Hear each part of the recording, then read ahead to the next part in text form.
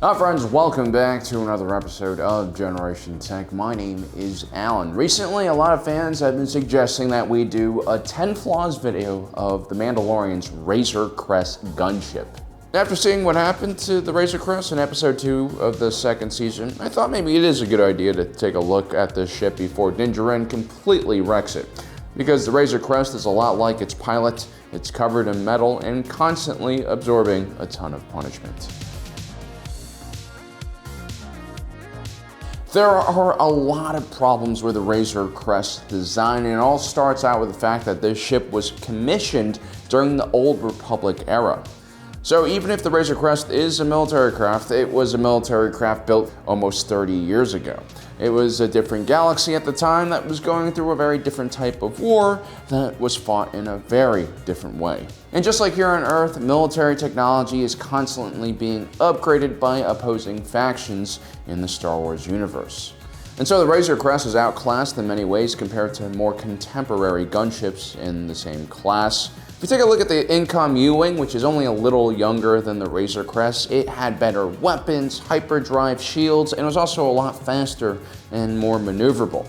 Now, since the Razor Crest was pre-Empire surplus, it didn't need an active ship beacon like newer ships. Which basically means the Razor Crest is from the pre-DRM or Digital Rights Management era, which makes it a lot harder to track. Even if Din Djarin did a good job keeping his ship out of trouble and well maintained, he didn't. He still had a ship that was completely stripped for parts by a bunch of dirty Jawas. And while most of the parts the Jawas took from his ship were things that weren't bolted down, they also started cutting armor off the hull, taking apart engine components and other things. Now, Din Djarin eventually does recover most of those parts, and he proceeds to rebuild the entire ship with tools he found in a junkyard. Now, this is a spaceship that has to withstand the dangers of vacuum and hyperspace travel and space combat. Its pressurized hull needs to be airtight and be able to maintain its integrity during atmospheric entry. Certain things shouldn't be reassembled with just an arc welder and a hydrospanner. Even with the inertial compensators on the ship set to a max, every little move is going to pressure the airframe on the ship. I wouldn't want to be on it at all. The Razor Crest is clearly designed to haul some type of cargo. It has a massive area devoted to just carrying things. I'm sure at one time it probably carried around troopers or local planetary defense forces. This also means the ship is a lot heavier than it needs to be and also a lot less maneuverable. The Razor Crest clearly struggles against starfighters like the Bounty Hunter fighter flown by Riot Mar or the two New Republic X-Wings we see in Season 2. No matter how good a pilot the Mandalorian is, it just can't perform the same type of maneuvers you can while you're flying a much smaller and more nimble starship. A dropship and a starship are just in a different class. And as a bounty hunter on the run from the Bounty Hunter Guild and the Empire, the Mandalorian is going to be facing a lot of starfighters from different factions, and the Razor Crest really won't stand much of a chance. The Mandalorian's over-the-top hatred for droids and machines has led him to make some poor and illogical choices when outfitting his ship. The Razor Crest has slots for Astromechs and a droid brain, but Din Djarin prefers his ship completely manually driven. This means someone has to be behind the control sticks at all times. There isn't even an advanced autopilot mode that you could probably find on most modern airliners here on Earth. This is a feature that the Razor Crest is sorely missing. Especially because the Mandalorian is very much a lone wolf and doesn't have another crew member to pilot him around and support him on the ground when he needs help. There have been more than a few incidents when the Mandalorian could have used some air support, but it never came because his ship was just lying around doing nothing. Even having a very simple Astromech behind the controls would have been better than having the Razor Crest just not participate at all. But Astromechs do a lot more than just pilot ships, of course. When they connect to the ship computer, they can get the latest diagnostics for every system on board. Astromechs can optimize the power system, for instance, to make sure that the energy is being devoted to the right systems that are currently being used, whether it's deflector shields, the laser cannons, or thrusters. An Astromech can also perform repairs in the middle of combat and even on the exterior of the ship if necessary. But the most important thing that an Astromech does that a human simply cannot is calculate hyperspace jump trajectories.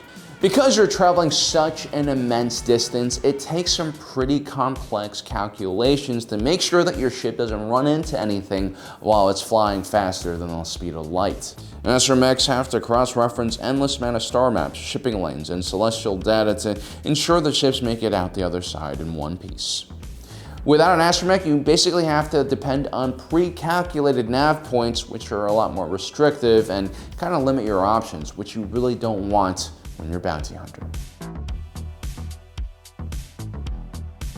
One of the bigger design flaws with the Razor Crest is how large the engines are and how much they stand out from the rest of the ship. Even if you've never fought a ship like the Razor Crest, it's pretty easy for you to guess where the critical components are. The Razor Crest's oversized engines present a clear and easy target for enemies. They also get in the way when the Mandalorian is trying to pull off some tight maneuvers in some pretty tight areas. And judging by the speed of the Razor Crest and the few dogfights we've seen it interact in, those engines aren't really making the ship go that fast at all. Perhaps it's because these thrusters are an older, less efficient design from the Old Republic era. They clearly put out a lot of heat and even have tiny S-foils on them to help dissipate all of that thermal energy. While not all ships are equipped with countermeasures to defend against missile attacks, a dropship that isn't all that maneuverable like the Razor Crest would benefit from such additions. When you don't have the ability to outrun a guided munition, which, let's be honest, the Razor Crest probably wouldn't be able to do, it just doesn't make sense to take advantage of all that hull space and at least have a few countermeasures on board to ensure your safety. Now, the original laser cannons on the Razor Crest were destroyed, so the ones we see on the front of the ships are actually aftermarket parts installed by Din Djarin himself. They're actually quite powerful and able to take out a bounty hunter guild starfighter in just one shot. Generally, these types of lasers lack a higher firing rate, which makes getting hits on a target relatively difficult.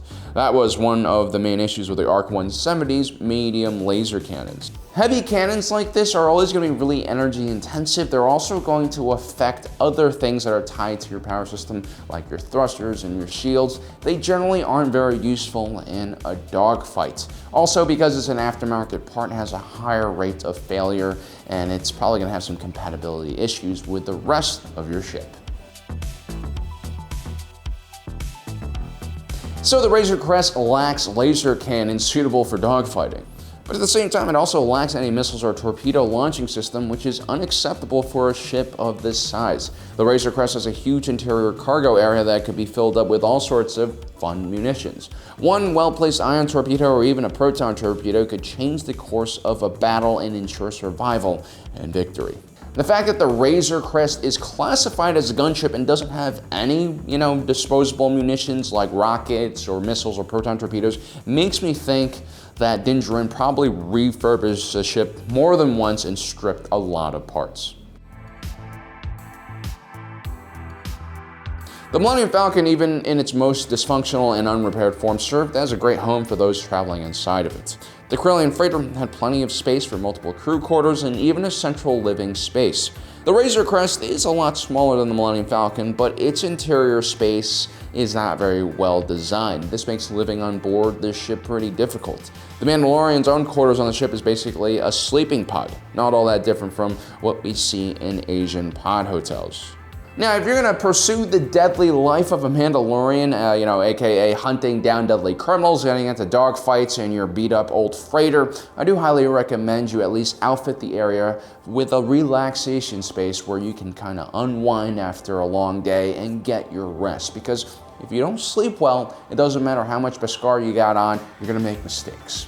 Anyway, guys, I hope you enjoyed today's episode about our coverage of the Razor Crest. As you can see, there are a lot of issues with this ship, but I think a lot of these issues can also be described as character, and there is definitely a lot of character in a beat-up, rusty old ship. It's very, very Star Wars in my opinion. Let me know in the comment section below if I've missed any flaws with this ship that you guys have seen. And as usual, don't forget to subscribe and hit that notification button down below so you don't miss out on the rest of our awesome content. As usual, thanks for joining us today. If you're watching this, you are Generation Tech.